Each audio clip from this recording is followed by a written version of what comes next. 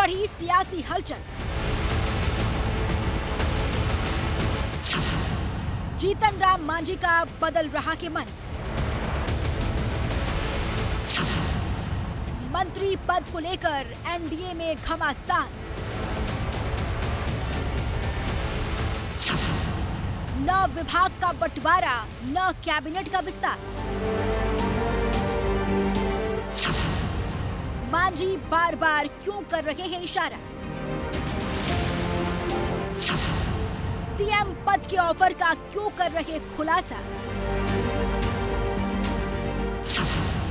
क्या फिर महागठबंधन में शामिल होंगे मांझी? निर्दलीय एक विधायक हैं, उनको आप एक मंत्रालय देते रहे हैं, आज भी दिया। और हम 5 विधायक हैं, 4 एमएलए और 1 एमएलसी, तो हमको कम से कम 2 मंत्री जरूर चाहिए। बिहार की सियासत में हलचल जारी है। लगता है एनडीए में सब कुछ ठीक ठाक नहीं चल रहा है। सरकार बने 7 दिन हो गए हैं। सरकार में सीएम और 8 मंत्री शामिल हैं, लेकिन हफ्ता बीत जाने के बाद भी मंत्रियों के विभागों का बंटवारा नहीं हो सका है। लिहाजा सवाल उठने लगे हैं कि आखिर नए सीएम ये अहम फैसला क्यों नहीं कर पा रहे हैं? आखिर उनकी मजबूरी क्या है? क्या कैबिनेट विस्तार में कोई पेच फंसा है?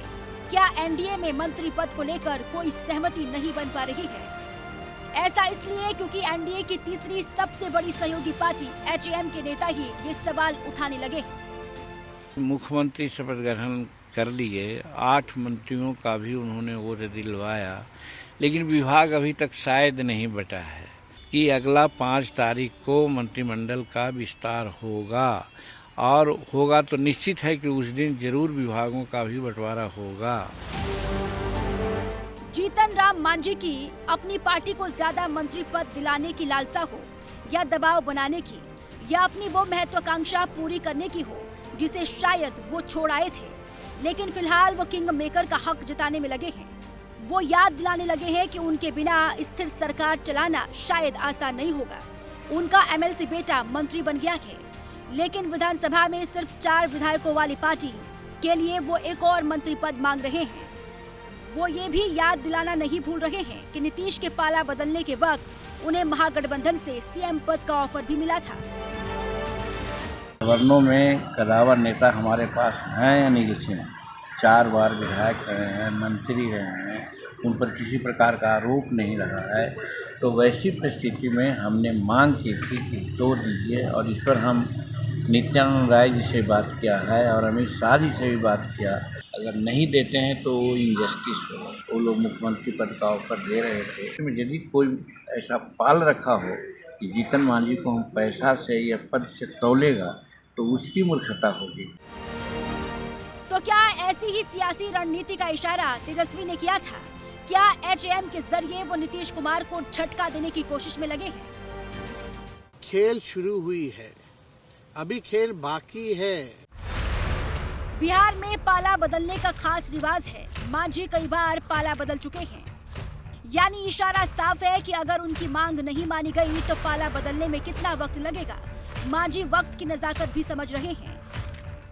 जिस शराबबंदी को लेकर नीतीश ने खुद के सुशासन बाबू के कंधे पर एक और तमगा लगवाया था, जीतन राम मांझी उस शराबबंदी में छूट की भी मांग करने लगे हैं।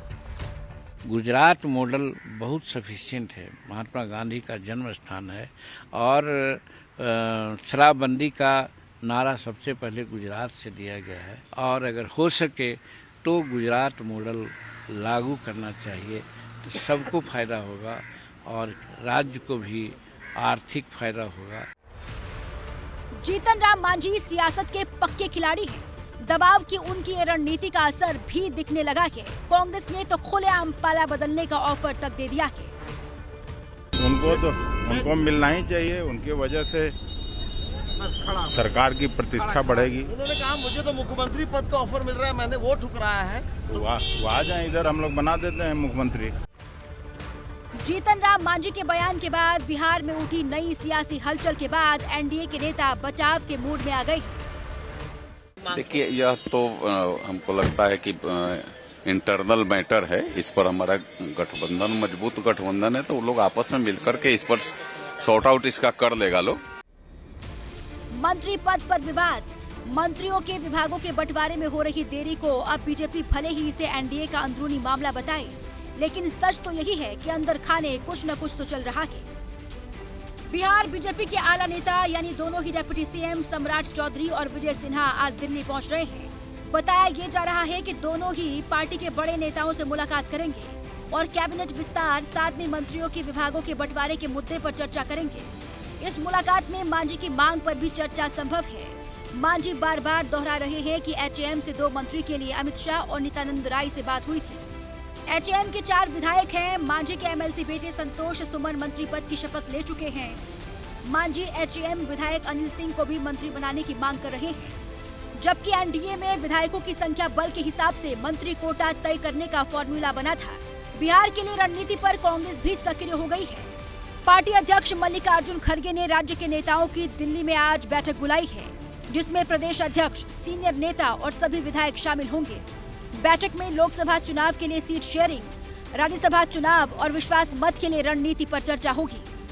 रणनीति बनाने का दौर जारी है। चंद महीने पहले नीतीश कुमार के खासम खास रहे उपेंद्र कुशवाहा फिर से नीतीश कुमार के नजदीक आते दिख रहे हैं। उन्होंने सीएम से मुलाकात की, जिसकी जानकारी उन्होंने सोशल मीडिया एक्स पर दी है। उपेंद्र कुशवाहा जेडीयू छोड़ नई पार्टी बना चुके हैं। एक बार फिर जेडीयू में जाने के सवाल पर उन्होंने साफ कहा कि अब किसी भी हाल में कहीं जाने वाले नहीं हैं। वो एनडीए का हिस्सा बनकर खुश हैं।